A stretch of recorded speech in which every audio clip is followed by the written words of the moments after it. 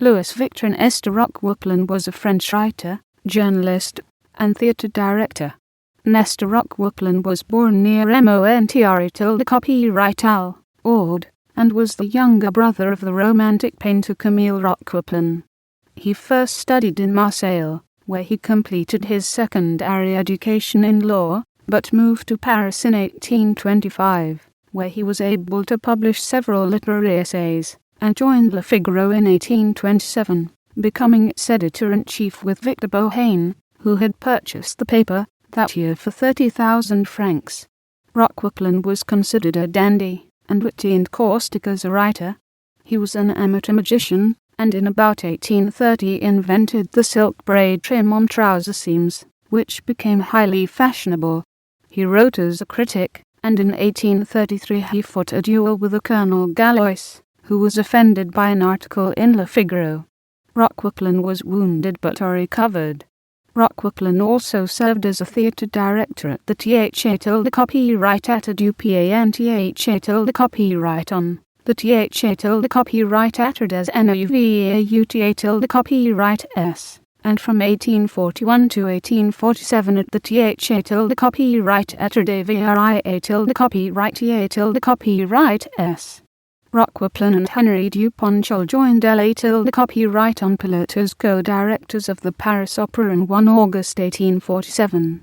Under pressure from increasing criticism of his previous policies, Pillet withdrew completely in November, leaving Roqueplan and Duponchel as co-directors until 21 November 1849, when Duponchel decided to retire.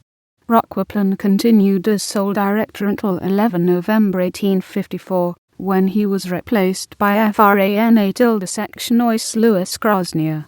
The two most notable premieres at the opera during his period as director were Verdi's Jérusalem in 1847, which was not particularly successful, and Meyerbeer's Le Prophète in 1849.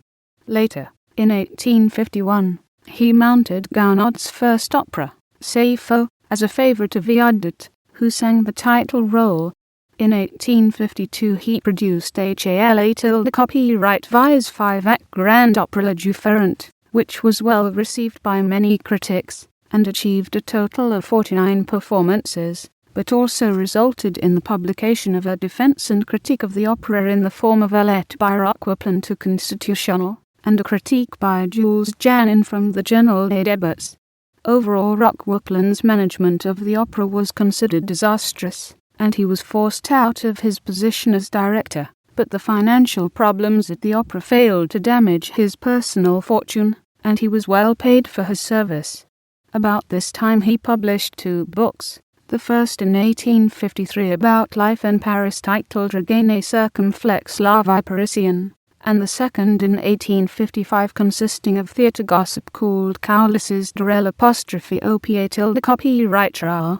On 20 November 1857 Roqueplan succeeded Étienne de Meyerbeer as director of the Opéra Comique, and held the position until 19 June 1860, when he was replaced by Alfred Beaumont. The first new work to be presented under Roqueplan was Ambroise Thomas's 3-act Le Carnaval de Venise on 9 December. At the beginning of 1859 Roqueplan brought suit against Le Figaro for harassment regarding his directorship.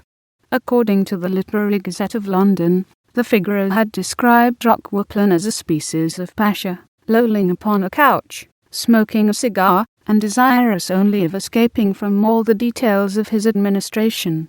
Not long thereafter came the triumphant premiere of Meyerbeer's Le Pardon de Pierre left double-angle bracket Ramel, but despite its success, his financial difficulties increased. Eventually the constant money problems caused him to retire from opera management.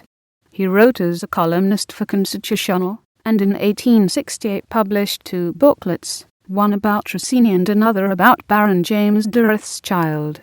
The same year he also published a book of literary sketches of Paris's Parisine.